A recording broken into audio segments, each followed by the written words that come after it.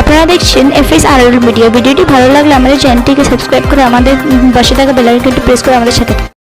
চাচা দাদা আপনি কি বলতে চাইছিলেন আমার কাছে বলে?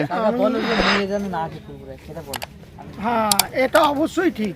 মেয়েরা না আসে সত্যি ফুরফুরাই, মানে খুবই মানে অজঘন্য ব্যাপার হচ্ছে এটা।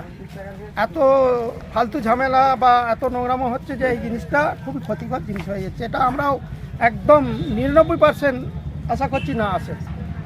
কিন্তু চাচা আজ থেকে আজ থেকে আমরা প্রায় 15-20 বছর আগে ভলেন্টিয়ারগিরি করেছি এখানে। একটা মেয়ে ছেলে মাঠে লাফতে পারতো না, বাড়ি দিয়ে ছুটিছি পিছন। আজকে যে পরিস্থিতি হয়ে গেছে বলার মতন না। এগুলো আমাদের শুনতে খারাপ। কিন্তু আমি দেখেছি 15 বছর আগে কোনো মেয়ে ছেলে দেখতে পাই না, এখন সব বেদাত ঢুকে গেছে সব। একদম এই যে জিনিসগুলো আমাদের চাই মানে বন্ধ করা।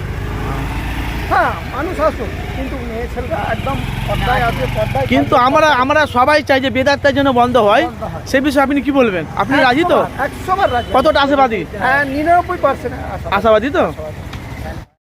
আসসালামু আলাইকুম প্রিয় সম্মানিত দর্শক বিন্দু, এতক্ষণ আপনারা শুনলেন চাচার মুখের জবান থেকে যে আজ থেকে 15 বছর আগে ফুরফুরা শরীফে মা বোনেরা কেউ আসতো না জিয়ারত করার জন্য, কিন্তু এখন যে হারে মা বোনেরা যে হারে এখন বড় দরবারে যে হারে মোনাজাত করছে, অনেক পীরজাদারা তারা নিষেধ করছে মা বোনেরা তোমরা এখানে জিয়ারত করুন, এগুলো সব বেদাত। এগুলো কিন্তু আগে ছিল না, এ হাল ফেলে শুরু হয়ে গেল। মানে আমরা চাই যে দাদা হুজুর পীর কেবলার আশেপাশে কোনো মা বোনেরা যেন জিয়ারত যেন না করে, এটা অনুরোধ। আর যদি ভিডিওটি ভালো লাগে অবশ্যই আপনি চ্যানেলটিকে আপনারা শেয়ার করে দেন, কেনা মুজাদ্দের জামা দাদা হুজুর পীর কেবলা রহমতুল্লাহ আলাইহি ওনার কিছু হবে না, ক্ষতি হবে আমাদেরই।